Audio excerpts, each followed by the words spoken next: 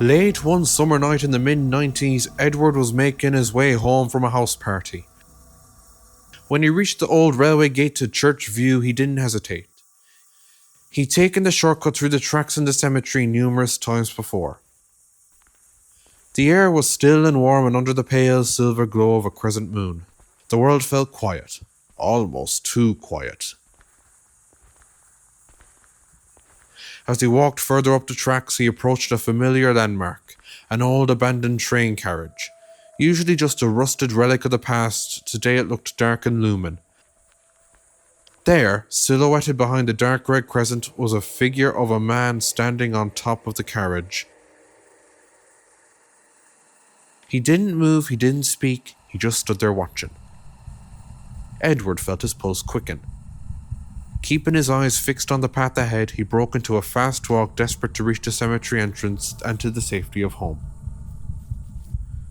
He reached a small, makeshift entrance to the back of the cemetery and slipped inside, feeling a momentary surge of relief as he broke the line of sight with the figure by the carriage. But the silence didn't last. As he hurried along the main path, the stillness was shattered by the sound of dogs. Multiple dogs, howling in mournful unison from somewhere behind him. Edward tried to steady his breathing, telling himself the commotion was just coming from the old farmhouse across the tracks. He looked behind him, and around 100 yards down the moonlit path stood a large black dog. It stood perfectly still as its gaze locked onto Edward with an intensity that made the blood drain from his face. He didn't wait to see if it would move. He surged forward, his boots crunching rhythmically on the gravel as the howling behind him slowly faded into a heavy, oppressive quiet. 3/4 of the way to the exit, Edward risked one last glance over his shoulder. The path was empty, the dog was gone. But as he snapped his head back around, his heart nearly stopped. The silhouetted figure from the train carriage was now standing on the cemetery wall to his left. Not moving, just watching. Panic took over. Edward bolted for the front entrance, his mind racing as he found the main gate's chain shut.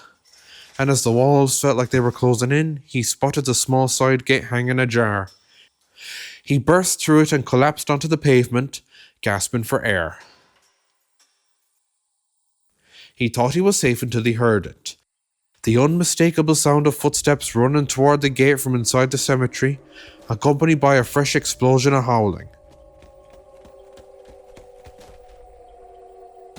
White, with fright and fear, Edward didn't look back again.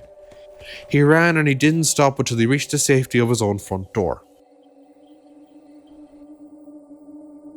Later on, as Edward was lying down in bed, he began to convince himself the events of the walk home was just in his imagination, triggered perhaps by the few drinks he had at the house party earlier in the night. But then, as he turned over in the hope of grabbing some sleep, he heard it, from somewhere far off. The low, broken sound of howling in the distance, and just for a moment it sounded like it was getting closer.